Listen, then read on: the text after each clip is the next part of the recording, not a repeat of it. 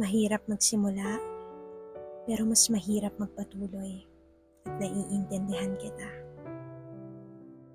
Ang nananalo at natatalo ay parehas namang nasusugatan.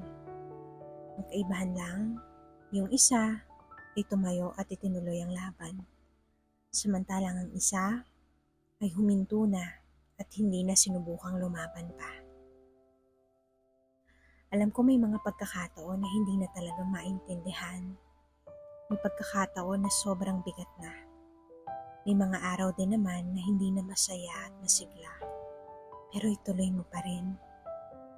At sa paghakbang mo, sigurado akong nandun ang Diyos at itatawid ka ulit. One day, I pray that we hear God say, "Well done, my faithful servant." At ang sarap siguro sa pakiramdam nun, na tinapos natin ang laban, na tumuloy tayo kahit nahihirapan pa.